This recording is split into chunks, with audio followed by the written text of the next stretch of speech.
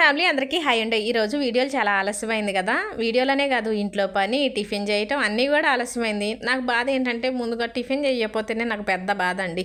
సరేలేండి ఒక పూట ఆలస్యమైన ఏం కాదులే కానీ ఇంతకీ పని ఏంటంటే ఎప్పుడో 15 రోజుల క్రితం మోటార్ వడదీశారండి. కానీ ఈ మధ్యలో ఊరు ప్రయాణాలని దుక్కులని పత్తిత్తనాలు పెట్టమని మోటార్ వైనింగ్ చేయటం ఆగిపోయింది. ఇక ఈరోజు వర్షం పడుతుంది, తోటలోకి వెళ్ళటం కుదరటం లేదు.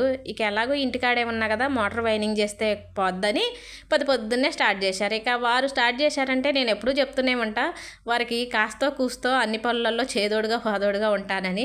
ఇక్కడ నేను చేసే పెద్ద కష్టం ఏమి ఉండదు, కానీ ఇంతకుముందు కూడా చెప్పాను, ఇలా మోటార్ వైనింగ్ చేయాలంటే ఇలా కాయలు చుట్టాలి. కాయలు చుట్టేటప్పుడు కంపల్సరీగా ఎవరో ఒకళ్ళు ఆ వైర్ పట్టుకోవాలి, లేదంటే అది మెలకబడి వైర్ పాడైపోతుంది. ఈ వైర్ కూడా చాలా రేటు ఉంటుంది, అందుకనే పక్కన కంపల్సరీగా నేను ఉంటాను. అందుకనే ఇంట్లో పనులు అయిపోయినాయి. ఇకపోతే మా వారు మోటార్ రిపేర్లు చేస్తుంటారని చెప్పాను కదా, ఇప్పుడు చాలా తక్కువ చేస్తున్నారు.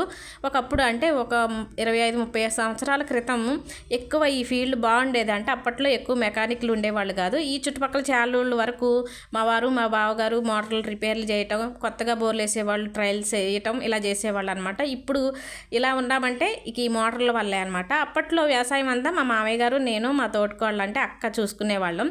మామయ్య గారు చనిపోయారు, బావగారు వాళ్ళు డివైడ్ అయిపోయారు. ఇక వ్యవసాయం చూసుకుంటూ ఈ మోటార్లు చూసుకోవాలంటే కొంచెం ఇబ్బంది అవుతుందని మోటార్ల రిపేర్లు చాలా తగ్గించి వ్యవసాయమే ఎక్కువ చూసుకుంటున్నారు.